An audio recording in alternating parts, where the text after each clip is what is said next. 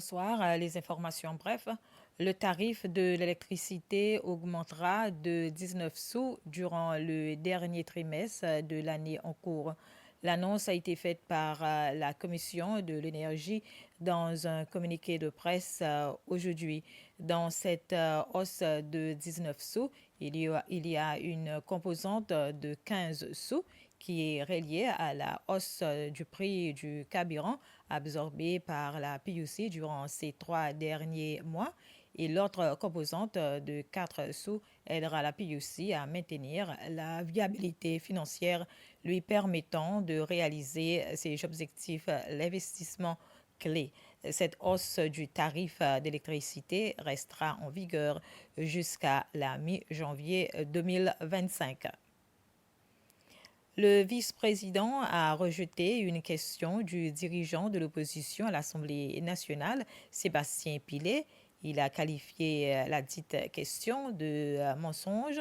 Monsieur Pillet voulait savoir si le président Rom Kalawan avait annoncé que la CCL avait obtenu l'autorisation du gouvernement de reprendre la production et que cette compagnie avait accepté de mettre de l'argent dans un fonds qui servira à soutenir les sinistrés de l'explosion du 7 décembre 2023.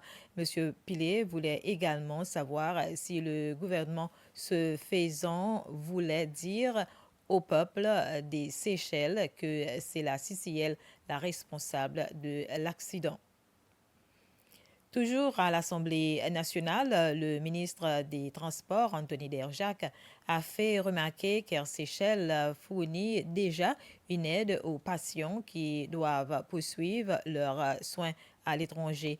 Le ministre Derjac a fait cette déclaration en réponse à une question de la députée d'Ansoyal, Sylviane Lemiel, à l'Assemblée nationale ce matin.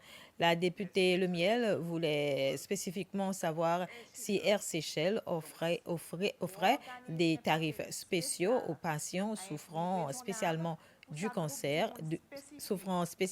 cancer qui sont obligés de prolonger leur séjour médical à l'étranger. Elle a souligné que ces patients dépensaient souvent d'énormes sommes pour modifier leur billet d'avion. Une activité organisée pour commémorer la Journée mondiale de l'alimentation a été l'ouverture d'un magasin à Grand-Tansmaé où les agriculteurs pourront acheter des semences, des engrais, du matériel et d'autres produits essentiels à leur travail quotidien. Le magasin vise à rapprocher ces services essentiels à la communauté agricole et à réduire les coûts de transport et de production. Le magasin sera opérationnel le lundi 21 octobre. Voilà, c'est les informations. Bref, merci de votre attention.